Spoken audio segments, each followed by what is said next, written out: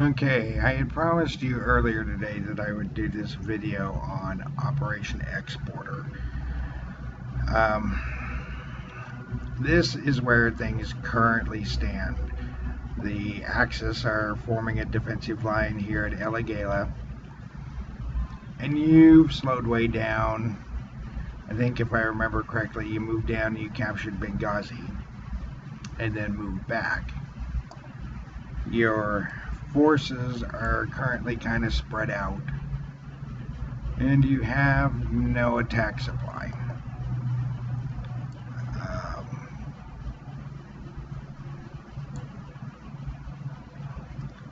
but starting April 1st, 1941, you have a new worry.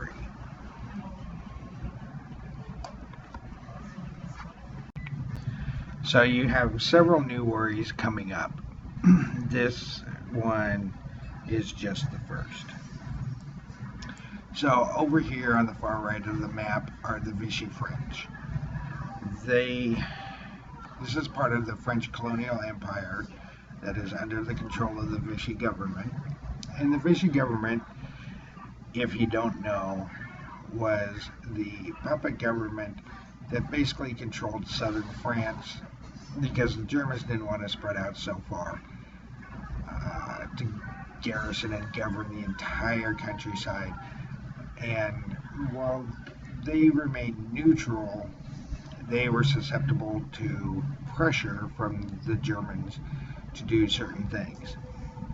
So this is Lebanon, and this here is Syria. And beginning April 1, I can start pressuring the Vichy French into allowing German troops, Axis troops, into the Levant, which is these two countries.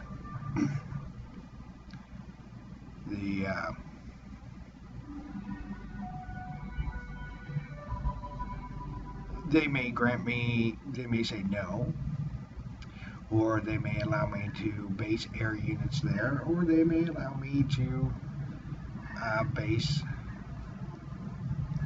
ground units there and attack Egypt from the north, or at least this is currently Palestine, but it later becomes Israel in 1948. So, at any point that you wish, you can invade the Levant and try and take it over. And in order to do that, you have to capture all of the cities in the Levant. Now, just because you invade does not mean that the Vichy will automatically let the Germans in.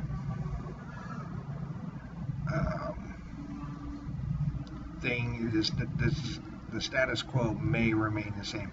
Plus, the Germans also have the problem of shipping things to this side of the Mediterranean is a lot harder than it is to ship it on the far side of the map.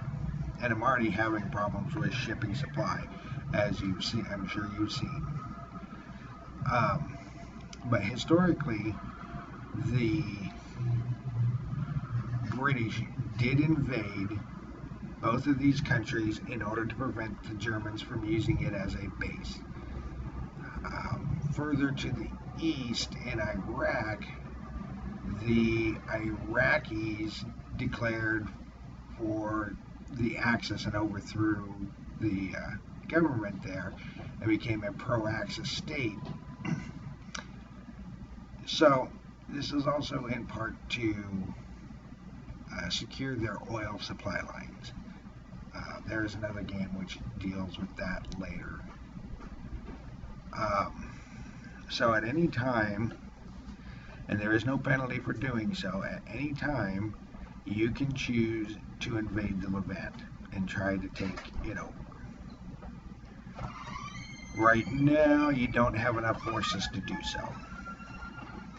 So as part of your planning, you need to sit down and figure out based on what you have coming up, because I do know that within the next couple of turns, you have the 4th Indian Division returning from East Africa. I think that's like April 2.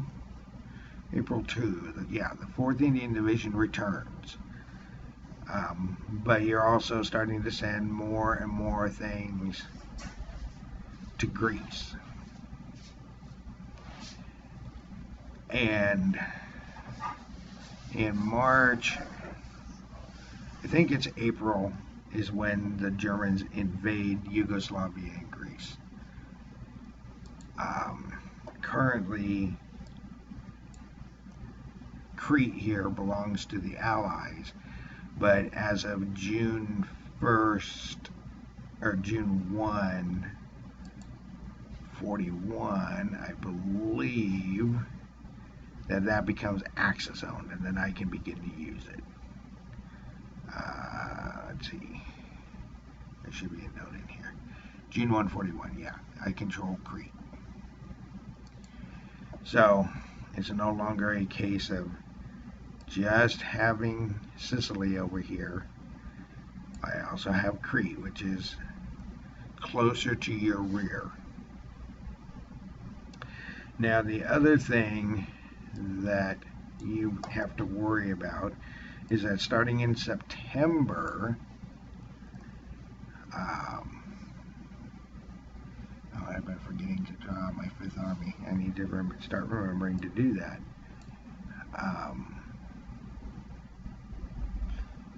They don't show it here, unfortunately, and there's no note in the order of battle.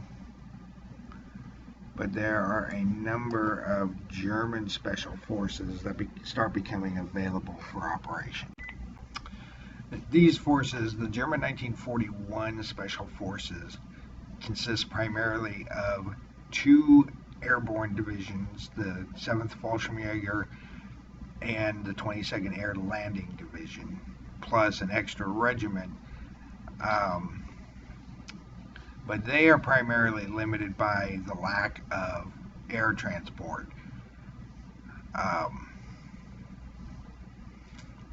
And I could do almost anything with them. I'm not going to... I mean, they're available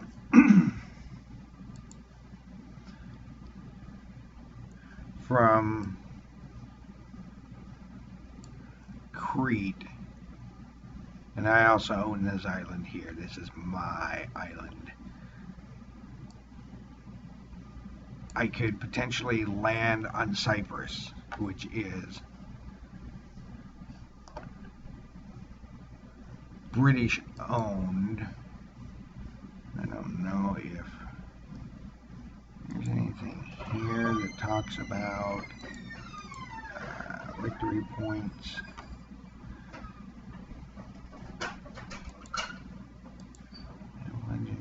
No, I will have to go and look it up.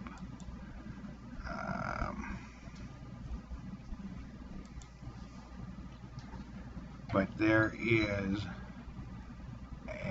I do get a certain number of victory points for capturing that island, but I also have to pay a penalty for using the special forces. So it's a question of, can Cyprus be reached? And the capture of Cyprus will really make things difficult on the British. And it brings me one step closer to landing in the Levant.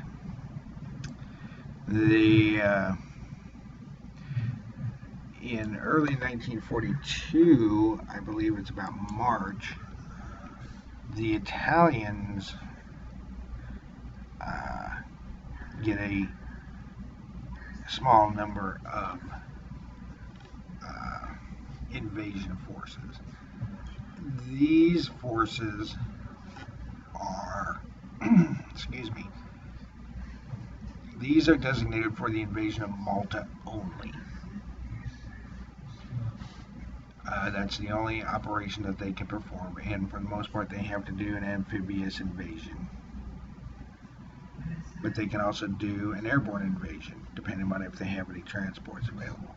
the German 1942 Special Forces Pool by that point loses the 22nd Air Landing Division, which is at this point sent to Russia along with the Sturm Regiment. But once these become available, it now becomes a question of, will I use them? Will I land them somewhere? And the reason I'm pointing it out, and I'm doing it in part to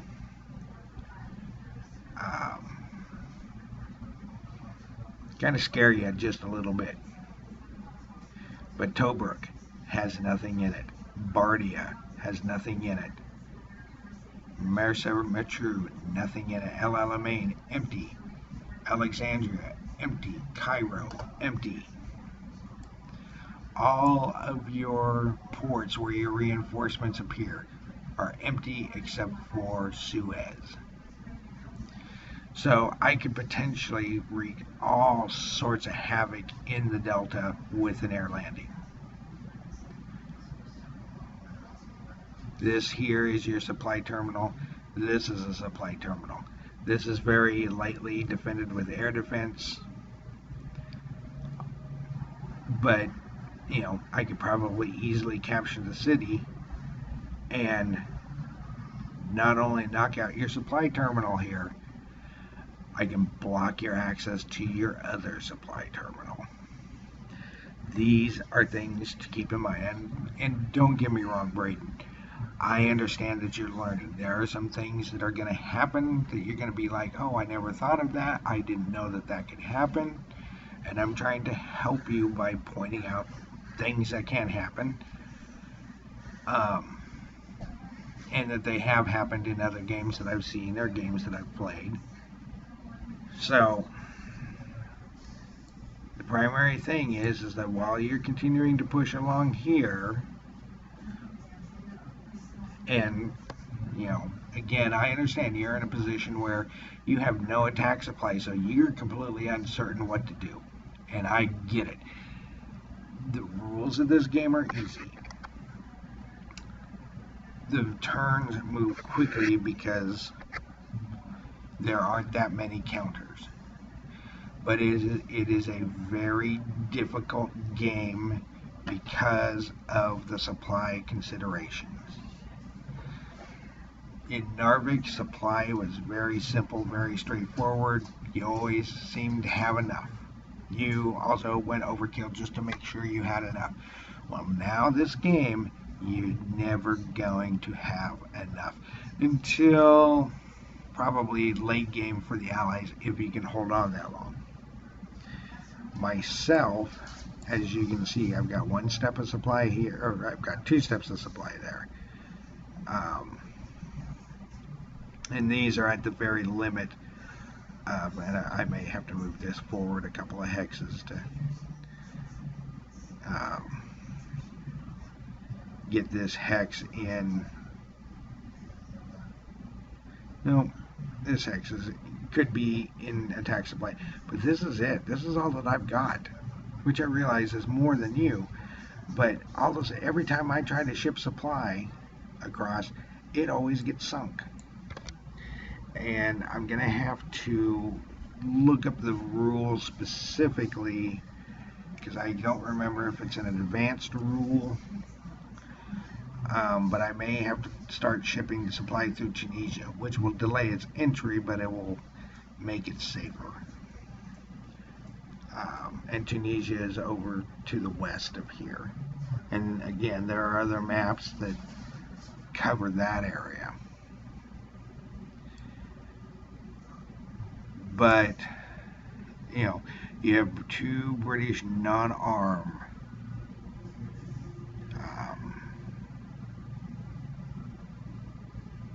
replacement points. You don't have a lot in your replacement pool, but you may want to start considering invading the Levant. You don't have to, but consider it. Try and make up a plan. How can I take this out quickly? Because the Vichy themselves, they're not going to attack, but they may allow the Axis units in. And if I can get them there, that suddenly you're suddenly caught between a rock and a hard place. So Operation Exporter, and you can Google it, was designed by the British to prevent that from happening. And right now, you don't have near the strength to take them on. You need a division or two to help you. But I just wanted to point that out. I wanted to point out the special forces are coming. And that you have a lot of empty space back here. And that's part of, it's very similar to Narvik. You've got to garrison certain places. You've got to hold troops back in order to cover your rear. Keep your supply lines open. Life would be easier if you could just take everybody and push down the road. But unfortunately, it doesn't work like that. So, anyway, just some things for you to take into consideration. And more things to think about. I don't really have that much more to say about this. So, I will talk to you later.